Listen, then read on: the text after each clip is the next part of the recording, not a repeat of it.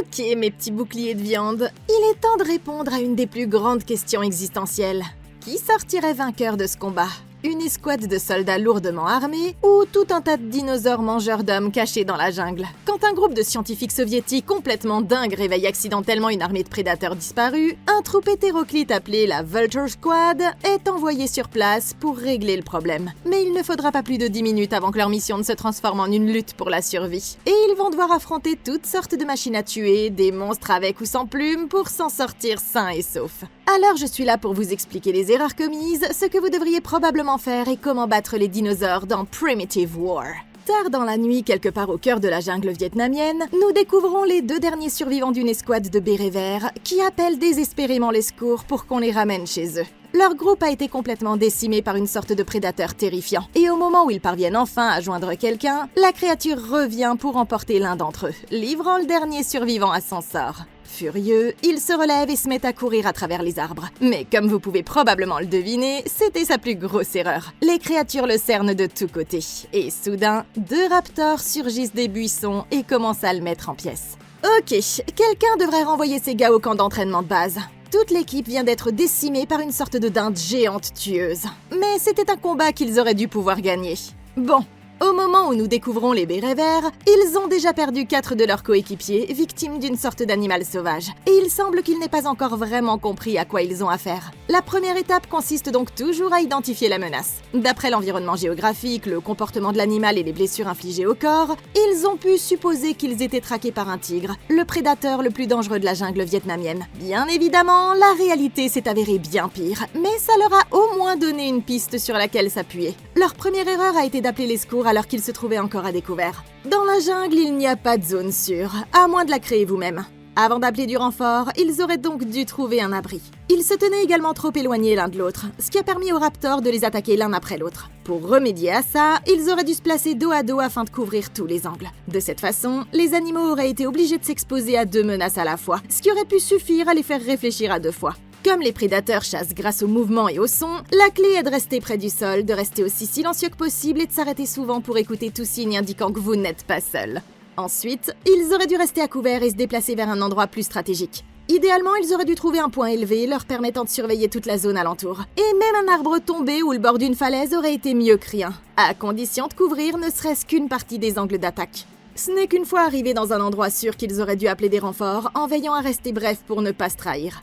Maintenant, une fois l'appel passé, c'était le moment de placer des mines antipersonnelles ou des pièges à grenades le long des itinéraires d'approche les plus probables. Et après ça, il suffisait de rester à l'affût et de se cacher en attendant l'arrivée de l'hélicoptère. Mais ce qu'il ne fallait surtout pas faire, c'est se mettre à courir comme ce gars, parce que ça ne fait que déclencher l'instinct de chasseur du prédateur. Et c'est exactement la raison pour laquelle il n'a pas réussi à s'en sortir vivant. 3 jours plus tard, nous retrouvons une unité hétéroclite connue sous le nom de Vulture Squad qui vient tout juste de rentrer d'une énième mission périlleuse. Ils ont à peine le temps de se détendre qu'ils sont convoqués pour un briefing avec le colonel Jericho, qui s'apprête à leur confier leur mission la plus insensée à ce jour.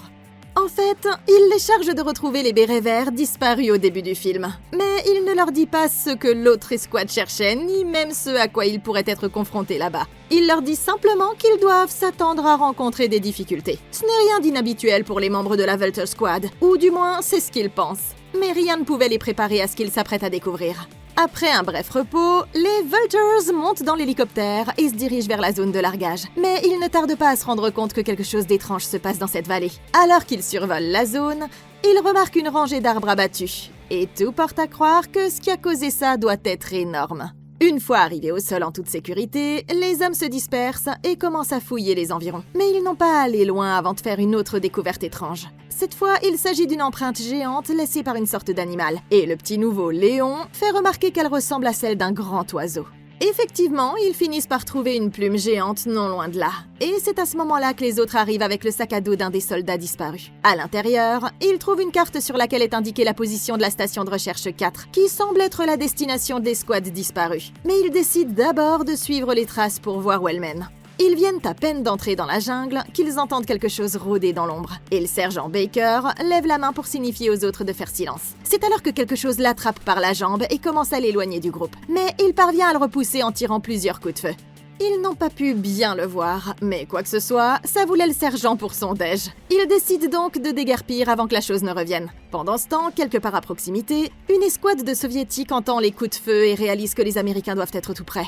Ils ont été envoyés pour garder un œil sur l'escouade Vulture et les éliminer s'ils s'approchent trop près de la base. Mais ils ne sont pas les seuls à utiliser la jungle comme terrain de chasse.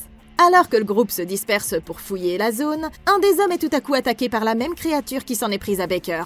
Mais cette fois-ci, il n'a pas autant de chance et se fait briser le cou avant même de l'avoir vu arriver. Lorsque les autres le trouvent, il a déjà été mis en pièces, et ils ne peuvent rien faire d'autre que poursuivre leur mission. Ok, on dirait que ces grosses dindes tueuses s'apprêtent à se faire un buffet à volonté. La Vulture Squad vient d'être larguée dans Jurassic Park sans avoir la moindre idée de ce qui l'attend. Et à ce rythme, ils ne vont pas tarder à finir comme les bérets verts. Maintenant, pour commencer, cette mission posait de gros problèmes dès le départ. Les gars revenaient tout juste d'une violente fusillade, mais bien que Baker ait demandé une nuit de repos, Jericho a décidé de les envoyer sur le terrain le soir même. Le manque de sommeil signifie qu'ils auront un temps de réaction plus long, une moins bonne perception des menaces et une prise de décision plus lente, ce qui est le contraire de ce qu'on souhaite en zone de combat. Donc, si Jericho voulait que les choses se passent bien, il aurait dû soit envoyer une nouvelle équipe, soit au moins laisser les gars dormir un peu. Mais à présent, ils auront de la chance s'ils s'en sortent vivants. Tout comme les bérets verts du début, la première étape pour survivre ici est d'identifier la menace. Au premier abord, ils vont probablement penser qu'ils sont traqués par un tigre, mais les indices ne concordent pas. D'après les empreintes, les plumes et les tas d'éjection, Baker suppose qu'il s'agit d'un grand oiseau. Et Léon suggère plusieurs espèces qui pourraient correspondre au profil. Mais le problème, c'est qu'aucune d'entre elles ne correspond parfaitement au profil. Les autruches et les émeus sont suffisamment grands, mais ils ne sont généralement pas agressifs et vivent sur des continents complètement différents. Quant à la troisième espèce, les casoirs, ils sont grands, agressifs et vivent dans la forêt tropicale. Mais ils ne sont pas originaires du Vietnam, donc il doit s'agir de quelque chose d'autre. Quoi qu'il en soit, le journal qu'ils ont trouvé à proximité indique que les soldats étaient pourchassés, ce qui nous apprend que ces créatures constituent bel et bien une menace. Ils vont donc devoir adapter leur stratégie en conséquence. Maintenant, en temps normal, ils se déplaceraient en ligne échelonnée, avec environ 5 à 10 mètres entre chaque homme, afin d'éviter les mines terrestres et de rester discrets. Mais le fait de s'étaler donne aux prédateurs l'occasion d'isoler une cible et de s'en emparer. Ils doivent donc plutôt adopter une formation en losange serré ou en coin, avec un écart d'1 ou 2 mètres seulement entre chaque homme. De cette façon, ils seront suffisamment proches pour se voir et s'entendre à tout moment. Et comme les prédateurs qui tentent des embuscades n'attaquent que quand ils ont l'avantage, la Vulture Squad devrait aborder cette situation comme si elle était elle-même le prédateur et non la proie. Si les hommes gardent le contrôle, protègent leurs arrières et montrent qu'ils sont prêts à se battre, ils devraient pouvoir garder tout le monde en vie. Au moins assez longtemps pour comprendre à quoi ils ont affaire. On retrouve les Américains. La piste finit par les conduire à un tunnel qui passe sous les montagnes, et Baker envoie Keyes aller voir. Pendant que les autres attendent, un des hommes trouve une dent géante par terre, et il suggère de rentrer chez eux avant que les choses ne s'aggravent. Mais c'est alors que Keyes revient avec du matériel appartenant au peloton disparu, et Baker estime qu'il faut continuer. Ils pénètrent dans le tunnel, mais n'ont pas avancé beaucoup qu'ils tombent sur plusieurs cadavres affalés contre le mur. On dirait qu'ils ont été déchiquetés par une sorte d'animal sauvage, et c'est là que Miller entend quelque chose arriver derrière eux. Lorsqu'ils se retournent, ils sont choqués de voir une horde entière de dinosaures féroces se diriger vers eux. Et les hommes ouvrent le feu alors que les dinosaures envahissent le tunnel dans un mouvement incessant. Les hommes font de leur mieux pour les repousser, mais dans le chaos, Baker et le bleu se retrouvent séparés du reste du groupe, ce qui les oblige à trouver leur propre chemin pour sortir. Les autres parviennent finalement à gagner du temps en lançant une grenade dans la meute. Mais ils savent que les dinosaures ne tarderont pas à revenir. Quant à Baker et Léon, leur seule option est de sortir en s'aidant de plantes grimpantes. Mais comme on pouvait s'y attendre, les dinosaures se précipitent et essaient de mordre leurs pieds. Les deux hommes parviennent à se hisser et à se mettre en sécurité juste à temps, mais ils doivent à présent retrouver les autres. Ils décident donc de continuer à suivre la piste jusqu'à ce qu'ils les croisent. Les autres finissent par trouver la sortie de la grotte, mais ils peuvent encore entendre les créatures qui les entourent de tous côtés. Tout à coup, les dinosaures disparaissent dans la forêt. Et au moment où leur chance semble tourner, un énorme T-Rex surgit à travers les arbres. Alors ils éteignent tous leurs lampes en attendant qu'il passe. Quelque part à proximité, Baker et Léon tombent sur un immense cimetière rempli d'ossements de dinosaures. Et le nouveau commence à redouter qu'il soit en grand danger. Le sergent insiste pour qu'il continue. Mais alors qu'il traverse cet espace à pas de loup, il tombe accidentellement sur un autre T-Rex géant. Par chance, celui-ci est encore endormi. Mais tout à coup, 3 de ses petits surgissent de derrière sa queue, ce qui les oblige à courir pour sauver leur vie, parce que la créature adulte se réveille et se met à les poursuivre aussi. Ils se précipitent immédiatement vers les arbres, et pendant un instant, il semble qu'ils aient réussi à semer le T-Rex. Mais au moment où ils pensent être enfin hors de danger, Papa T-Rex émerge de la jungle et se lance à leur poursuite. Ok, d'accord. On dirait que les garçons viennent officiellement de rencontrer leurs 2 premières espèces de dinosaures. Et jusque-là, ils s'en sortent plutôt bien, à l'exception de Baker et du petit nouveau. Mais nous y reviendrons dans une minute. Pendant la guerre, les Viet Cong ont construit plus de 320 km de tunnels souterrains qu'ils utilisaient pour tendre des embuscades, comme voie d'évacuation ou simplement comme lieu de campement. Mais cette fois-ci, ce ne sont pas les soldats ennemis qui les ont inquiétés. Au lieu de ça, ils sont tombés sur tout un groupe de raptors carnivores appelés Deinonychus. Et ils ont eu une chance incroyable de s'en sortir vivants. Ces dinosaures mesurent environ 1,50 m de haut, près de 3,50 m de long et pèsent environ 90 kg. Rien que ça. Ce sont également des chasseurs en meute très intelligents, capables de courir jusqu'à 65 km/h, avec des griffes rétractables de 15 cm à chaque patte, qu'ils utilisent pour tuer et éventrer leur proie. Maintenant, les tunnels leur ont peut-être permis de tendre une embuscade aux soldats, mais une fois le combat engagé, l'espace étroit a en fait joué en faveur des hommes, en empêchant ces monstres de pouvoir prendre le groupe à revers en le contournant. On pourrait penser qu'il leur suffisait d'ouvrir le feu et de reculer, mais si un seul dinosaure était parvenu à passer, ils auraient tous été foutus. Il était donc très important d'utiliser la bonne stratégie. Au lieu de tirer tous en même temps, il valait mieux que 2 ou 3 hommes couvrent leurs arrières pendant que les autres avançaient. Et quand les soldats devaient recharger, les autres pouvaient prendre leur place, garantissant ainsi un feu de suppression constant et ininterrompu. Maintenant, vous pensez peut-être qu'ils auraient simplement pu lancer une grenade, mais dans les tunnels, ça aurait été tout aussi dangereux pour eux que pour les dinosaures. L'onde de choc amplifiée par l'explosion aurait pu leur causer des commotions cérébrales ou des ruptures du tympan, et les éclats auraient pu ricocher sur les murs. Donc au lieu de ça, il est préférable de garder les grenades pour le dernier recours, et d'utiliser une grenade fumigène pour désorienter les dinosaures sans risquer d'explosion. Mais s'ils pensaient que ces poulets tueurs étaient dangereux, eh bien ils n'ont encore rien vu, parce que maintenant, ils ont 2 T-Rex en colère qui tentent de les débusquer. Ces bêtes mesuraient environ 6 mètres de haut, pouvaient courir à une vitesse de 32 km/h et avaient la plus forte puissance de morsure de tous les prédateurs terrestres de l'histoire. Je veux dire, même leurs fusils ne seront pas d'une grande utilité contre une menace aussi importante. Donc la meilleure chose à faire si l'un d'eux apparaît est de rester baissé, de ne pas faire de bruit et d'éviter à tout prix d'être repéré. Mais si l'un d'eux devait se mettre à les poursuivre, il ne devrait pas perdre de temps à ouvrir le feu, parce que ça ne ferait qu'énerver les dinosaures. Ils devraient plutôt se réfugier dans un canyon étroit, une forêt dense ou une pente raide, où ils pourront utiliser le terrain à leur avantage. Le but n'est pas de gagner le combat. En fait, la clé est de trouver un endroit où ce monstre ne pourra pas vous atteindre, en espérant qu'il passe à autre chose et poursuive une autre proie. Alors qu'il trébuche et tombe au bas d'une colline, Baker se souvient qu'il devrait y avoir une rivière quelque part à proximité. Alors ils décident de tenter leur chance et d'espérer que tout ira bien. Le T-Rex ne tarde pas à les rattraper, et ils se mettent rapidement à l'abri derrière un arbre tombé. Le sergent sort une grenade et la lance au pied du dinosaure, mais il rate son coup. Et ça ne semble que rendre le T-Rex encore plus furax. Alors il se relève et se met à courir à travers la forêt. Mais ils s'arrêtent brusquement en arrivant au bord d'une falaise, et leur seule option est de sauter dans l'eau en contrebas. Et emporté par son élan, le T-Rex finit par les suivre et plonge dans la rivière derrière eux. Léon est assommé par la chute, mais Baker parvient à le traîner jusqu'à la rive la plus proche. À ce moment-là, une femme inconnue surgit tout à coup des arbres et commence à aider le sergent à mettre le nouveau en sécurité. La femme se présente sous le nom de Sophia, et elle leur dit qu'elle a une cachette à proximité où ils pourront se mettre à l'abri des dinosaures. Quand ils regardent vers les falaises, ils voient Maman T-Rex appeler Papa depuis l'autre côté de la rivière, et Sophia leur explique qu'ils devraient être distraits pendant un petit moment.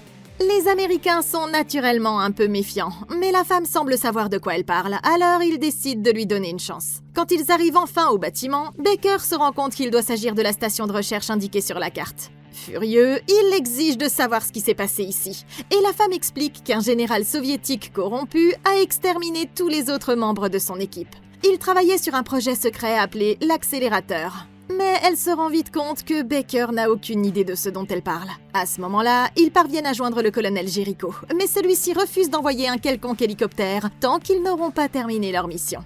Frustré, Baker saisit le récepteur et explique qu'ils ont été attaqués par des dinosaures. Et il exige qu'on les ramène tous en lieu sûr dès qu'ils auront retrouvé le reste de son équipe. Sophia se moque de lui parce qu'il essaie de tout contrôler, mais il ne se soucie de rien d'autre que de la sécurité de ses hommes. Et vu qu'elle sait tout sur les dinosaures, c'est elle qui va leur montrer le chemin. Oh waouh! Vous voyez, les choses vont de plus en plus mal pour nos gars de la Vulture Squad. Mais rencontrer Sophia ici pourrait bien être la plus grande chance qu'ils aient eue depuis longtemps. Maintenant, pendant la poursuite, Baker et Léon ont continué à courir tout droit sur le chemin le plus dégagé. Mais le T-Rex est un prédateur qui chasse en poursuivant ses proies. Courir en ligne droite est donc exactement ce qu'il attend de vous. Au lieu de ça, vous devriez faire des virages serrés et vous cacher derrière des obstacles pour obliger le T-Rex à ajuster sa trajectoire. Parce que pour un animal de cette taille, tourner est difficile et lui fait perdre beaucoup de vitesse. Ensuite, il suffira de courir vers les arbres denses ou des passages étroits où il ne pourra pas vous suivre, ce qui vous permettra de sortir de son champ de vision et de trouver un endroit où vous cacher. Comme il ne savait pas qu'il savait nager, il pensait que sauter dans la rivière les mettrait en sécurité. Mais le T-Rex était en fait un nageur habile qui utilisait sa puissante queue pour se déplacer dans l'eau, tel un alligator géant venu tout droit des enfers. C'est pourquoi faire équipe avec Sophia va changer la donne. En tant que paléontologue, elle est une sorte de guide stratégique ambulant qui sait comment survivre dans la jungle. Et ces deux-là ont clairement besoin de tous les conseils possibles. Maintenant, avant de partir, ils devraient commencer par fortifier le bunker, parce que c'est de là qu'ils appelleront les secours à la fin. En clair, ils vont devoir barricader les entrées, installer des fils pièges et définir plusieurs points de repli au cas où ils seraient attaqués. Ensuite, je commencerai à fouiller les environs de la station, à la recherche d'empreintes de bottes, d'équipements abandonnés, de douilles ou de tout autre signe de la présence de l'escouade, et je laisserai des balises le long du parcours pour les aider à retrouver leur chemin. Quant au reste de la Vulture Squad, il pourrait être intéressant d'apporter quelques petits changements à leur stratégie. Par exemple, comme les raptors et autres prédateurs chassent à la vue, ils devraient impérativement utiliser le camouflage pour se fondre dans l'environnement. Je commencerai par étaler de la boue sur leur peau exposée et par accrocher des feuilles à leur équipement afin de brouiller leur silhouette humaine. Ça devrait les aider à masquer leur odeur aussi, et ils devront rester aussi loin que possible des territoires de prédation potentiels. Maintenant, une autre chose qu'ils ont faite, c'est de rester avec des groupes d'herbivores pour se cacher. Mais même si ça peut sembler être une bonne idée en théorie, c'est en réalité beaucoup plus dangereux qu'ils ne le pensent. Les grands herbivores sont des proies de choix pour les prédateurs tels que le T-Rex, et même s'ils sont énormes, ils pourront facilement vous dépasser et finiront donc par vous utiliser comme bouclier de viande plutôt que l'inverse.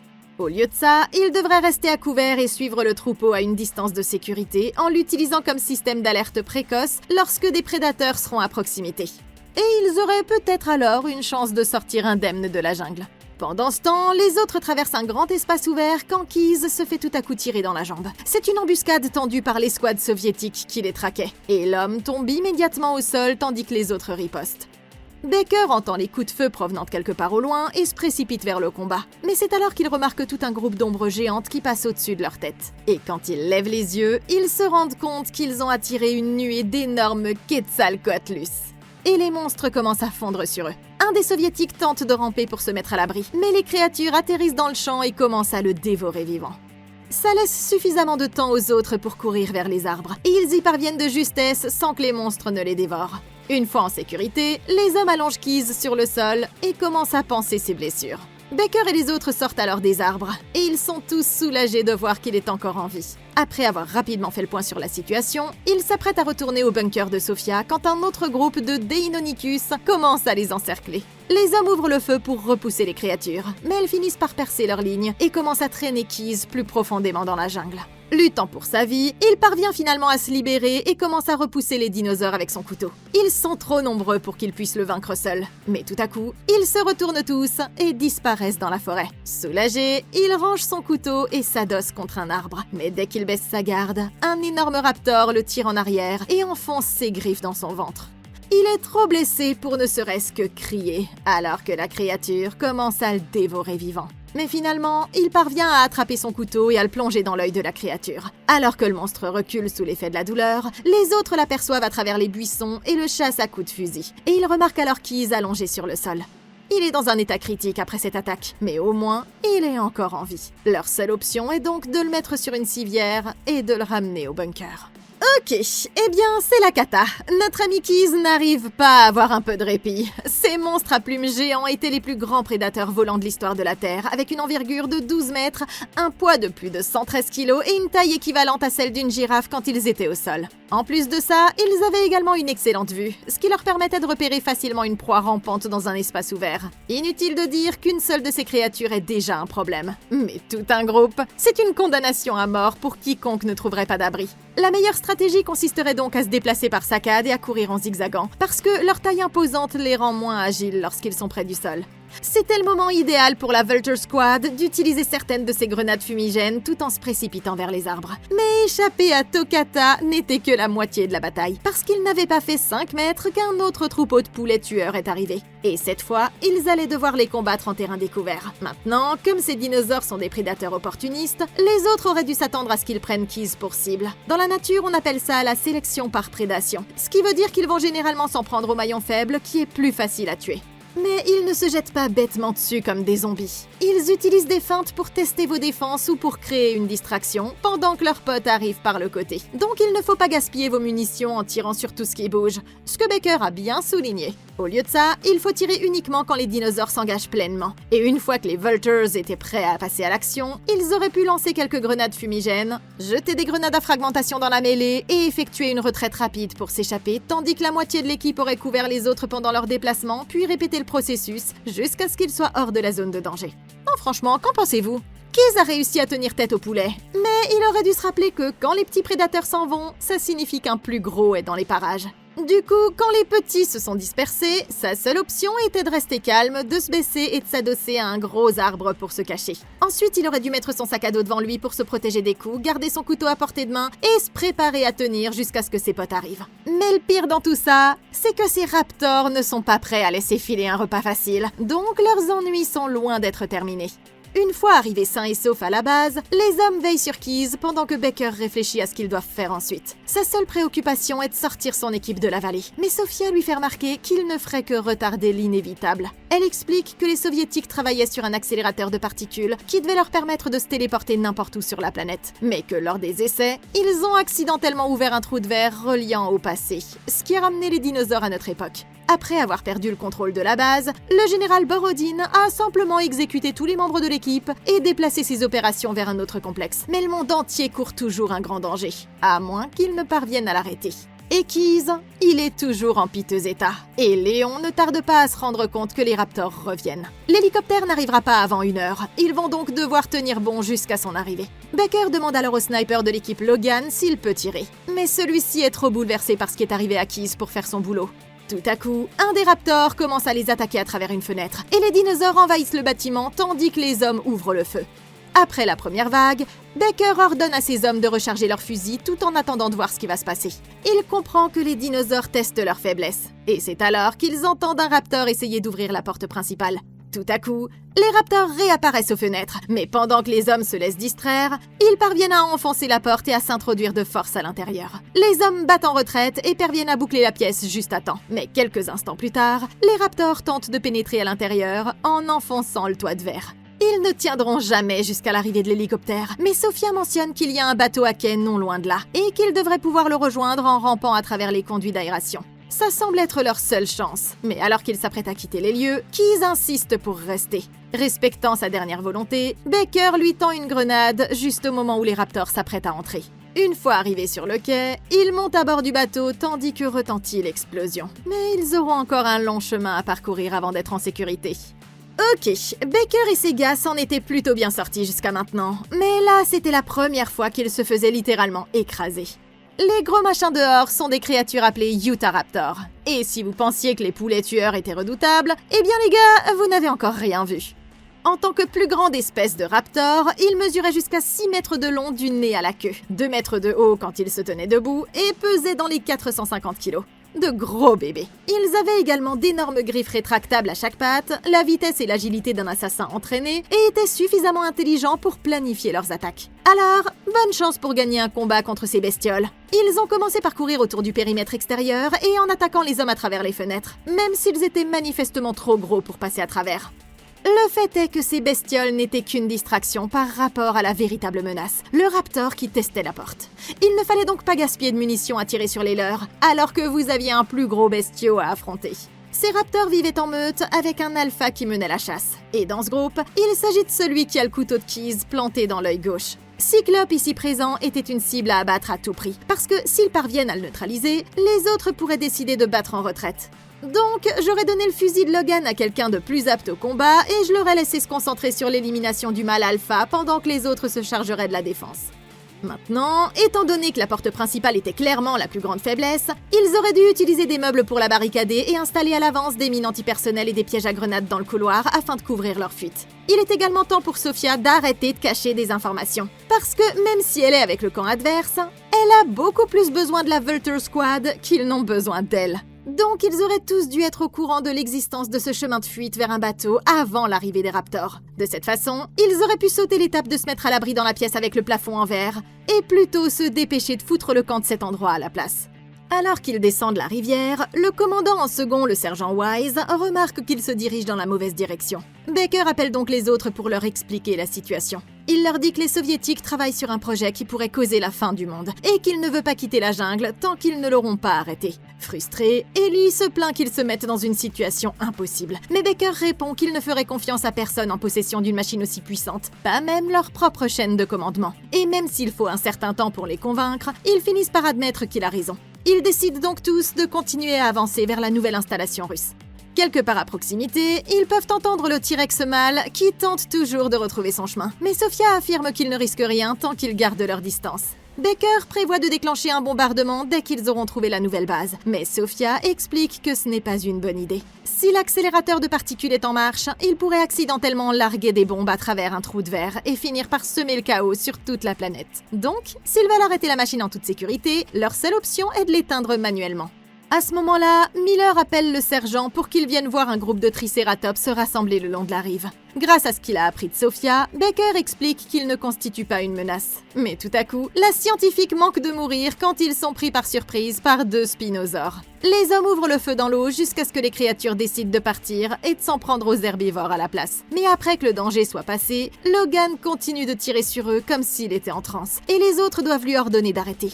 Ils passent le reste de la journée à remonter la rivière et aperçoivent un groupe de tricératops et un troupeau d'éléphants qui s'abreuvent ensemble au bord de l'eau. Dans l'après-midi, ils accostent enfin sur la rive boueuse et commencent à marcher dans la forêt à la recherche de la nouvelle installation soviétique. Ils avancent dans la brume quand ils tombent sur les corps mutilés d'une escouade de soldats ennemis. Baker ordonne aux autres de continuer, mais quelques instants plus tard, ils sont brusquement attaqués par 2 autres Deinonychus et il ne faut qu'une seconde pour qu'ils soient complètement submergés. Les hommes font tout leur possible pour les repousser, et le sergent va même jusqu'à attraper un bras sectionné pour les combattre. Mais réalisant que ses amis sont sur le point d'être tués, Logan attire la meute pour qu'elle le poursuive et s'éloigne des autres. Il court vers un ruisseau et utilise son arme pour en éliminer quelques-uns. Mais sachant qu'il ne pourra pas tenir éternellement, il décide qu'il préfère ne pas être dévoré vivant, si vous voyez ce que je veux dire. Et lorsque le sergent arrive, les créatures sont déjà en train de déchiqueter son corps, et il ne peut rien faire d'autre que rebrousser chemin et rejoindre les autres. Ouais, t'avais tout compris, Logan. Les Vultures tombent littéralement comme des mouches. Et le pire dans tout ça, c'est que ça aurait pu être évité. Maintenant, je ne sais pas combien de fois Baker devra encore en faire l'expérience pour comprendre la leçon. Mais chaque fois que vous tombez sur un endroit où plusieurs cadavres sont regroupés au même endroit, vous devez faire demi-tour et trouver un autre itinéraire. Dans la nature, une proie fraîchement tuée est un signal d'alarme pour plusieurs raisons. Tout d'abord, si un prédateur tue pour se nourrir, il ne va pas faire demi-tour et abandonner sa proie après tous ses efforts. Les chasseurs en meute du monde moderne, comme les loups et les lions, sont connus pour protéger leur lieu de chasse. Il est donc raisonnable de supposer que les raptors font de même, même si vous ne les voyez pas.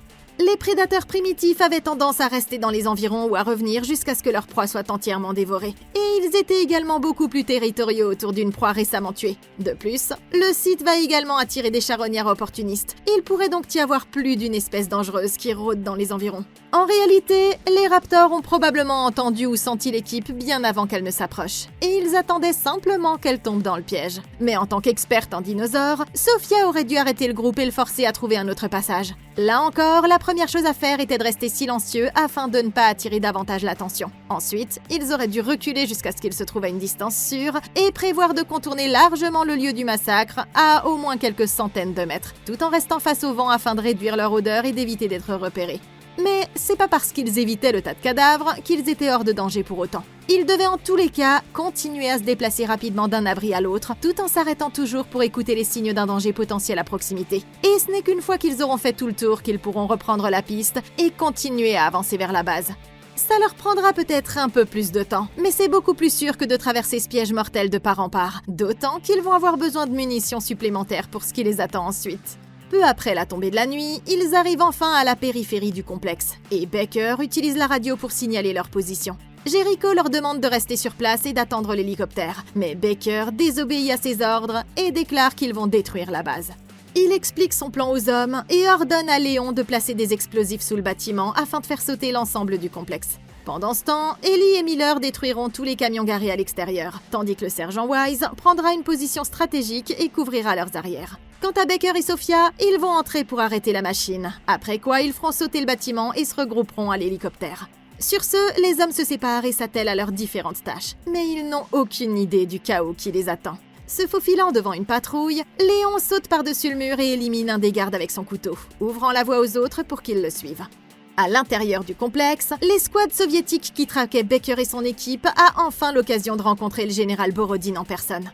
Leur pisteuse nord-vietnamienne est furieuse contre lui pour avoir lâché les dinosaures dans son pays, et elle part en trombe dès que leur conversation est terminée. Le général veut savoir ce qui est arrivé à l'escouade américaine, mais ces hommes affirment qu'ils ont tous dû être tués par les dinosaures, sans se douter que Baker les observe depuis le début. Les soldats sont tout aussi mécontents que Borodine les ait envoyés là-bas sans les avertir de la présence des dinosaures, et la situation dégénère en une dispute qui les conduit tous les deux à être évacués sous la menace des armes.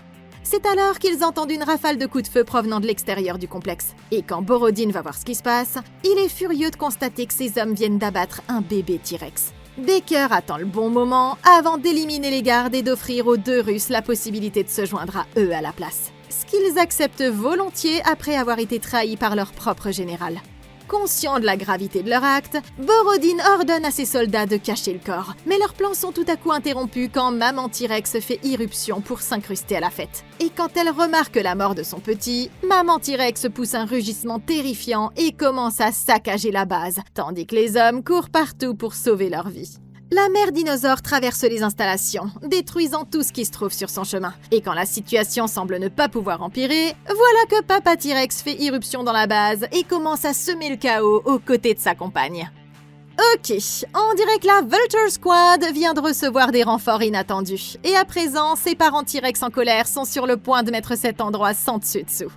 Mais rien de tout ça ne serait arrivé sans un certain scientifique soviétique complètement fou et ses expériences délirantes. Alors, Général Borodine, sachez que vous avez merdé. Parfaitement. Je dois dire, je pensais que les scientifiques de Jurassic Park étaient complètement débiles d'avoir délibérément ramené les dinosaures à la vie. Mais vous avez réussi à le faire par accident. Et ensuite, vous avez simplement décidé de les laisser errer librement, comme si ça n'allait pas causer d'énormes problèmes.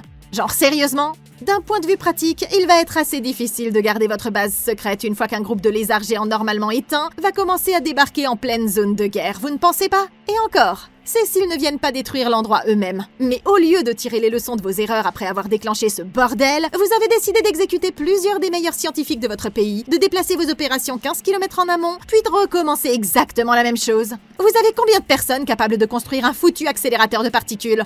Parce qu'à ce rythme, vous allez manquer de scientifiques avant même que cette chose ne fonctionne correctement. Sachez que le karma finit toujours par vous rattraper, et il semblerait que vous devriez encore une fois tout recommencer à zéro, si toutefois vous parvenez à vous en sortir vivant. Personnellement, je préfère avoir affaire à des dinosaures qu'à vous, parce que au moins, ce sont des animaux qui agissent par instinct. Mais pour vos propres hommes et les squad Vultures, vous éliminer est devenu une affaire personnelle. Et c'est pour ça que je peux affirmer que vous avez merdé. Au milieu du chaos, Baker aperçoit le général qui disparaît dans un des bunkers. Ils doivent donc traverser le champ de bataille pour le rattraper. Pendant ce temps, les autres continuent à placer des explosifs sur tous les véhicules, jusqu'à ce que la traqueuse surgisse par derrière et commence à attaquer Miller. Mais ils sont interrompus quand le T-Rex les oblige à se réfugier sous le camion. Arrivé au laboratoire, Baker élimine un des gardes et ordonne aux autres de se retirer, avant d'envoyer Sophia éteindre la machine pendant que Léon et les Russes vont poser les explosifs. Luttant désespérément pour sa vie à présent, Miller tente de s'échapper, mais son adversaire refuse catégoriquement de le laisser partir, ce qui ne lui laisse d'autre choix que de déclencher les explosifs et de les emporter tous les deux dans l'explosion. Quand Ellie et Wise rattrapent enfin les autres, ils sont anéantis de devoir annoncer que Miller n'a pas survécu. Mais c'est alors que le général Borodine entre dans la pièce. Frustré qu'il veuille détruire son projet, il pointe son arme sur Sophia, mais Baker lui envoie immédiatement une rafale avec son fusil. Sophia se remet à arrêter la machine, mais après avoir coupé un fil rouge, le bâtiment est tout à coup plongé dans le noir. Et quand les lumières se rallument, ils sont furieux de constater que Borodine a déjà disparu. À ce moment-là, Wise rappelle Baker à l'entrée, et il est horrifié de voir les raptors survivants qui attendent de l'autre côté. L'entrée étant complètement bloquée, Sophia mentionne une autre sortie de l'autre côté du laboratoire. Ils utilisent donc leurs grenades fumigènes pour se couvrir, en lancent quelques-unes dans le tunnel et ouvrent le feu tandis que les raptors s'engouffrent à l'intérieur.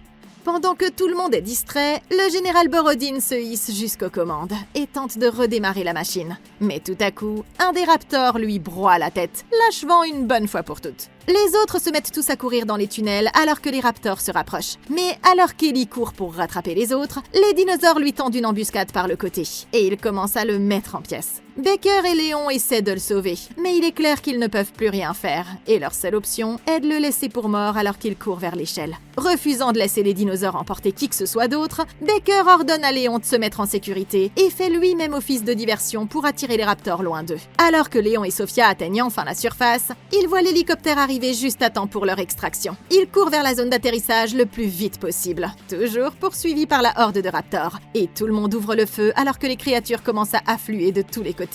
Dans l'installation, Baker se précipite dans les tunnels, lançant ses dernières grenades derrière lui. Tandis qu'au-dessus, Jericho ordonne à tout le monde de monter à bord avant qu'il ne soit complètement submergé. Un seul raptor continue de poursuivre Baker jusqu'au bout. Et c'est le même qui a tué Keys la nuit précédente. Mais Baker se retourne et plonge son couteau dans son cou alors que la créature tombe sur lui. Et un instant plus tard, ils sont tous les deux emportés dans une énorme boule de feu lorsque l'accélérateur explose enfin. Jericho est furieux qu'ils aient détruit la machine, mais Sophia fait remarquer qu'ils ont encore beaucoup de problèmes à régler. Oui, parce qu'en regardant en bas, ils voient un immense attroupement de dinosaures qui traversent tranquillement leur base, ce qui signifie que leur existence n'est plus vraiment un secret. Au final, ils ont réussi à sauver le monde de l'accélérateur de particules de Borodin et à l'empêcher de tomber entre les mains douteuses de Jericho. Mais à présent, il semble que toute l'Asie du Sud-Est soit sur le point de devenir Jurassic Park. Néanmoins, ils ont au moins appris une leçon précieuse. Il ne faut jamais jouer avec les trous de verre, à moins d'être prêt à en assumer les conséquences. Wouh! Primitive War 2025. Génial! Ouais, je trouve ça cool qu'ils continuent à faire des films sur les dinosaures. Les humains contre les dinosaures, c'est probablement mon genre préféré. C'est vrai! D'abord, ils créent le monstre et ensuite ils le fuient. Et tout ça alors que le monstre essaie de les bouffer. C'est un grand classique du cinéma. Mais si j'ai oublié quelque chose dans l'épisode d'aujourd'hui, n'hésitez pas à me le faire savoir dans les commentaires ci-dessous. Merci beaucoup d'avoir regardé. Laissez un like, abonnez-vous et consultez la playlist de Comment Battre pour d'autres vidéos comme celle-ci. Je m'appelle Sophie et je suis là pour vous. Nous, on se retrouve dans la prochaine vidéo. Et d'ici là, passez une excellente journée!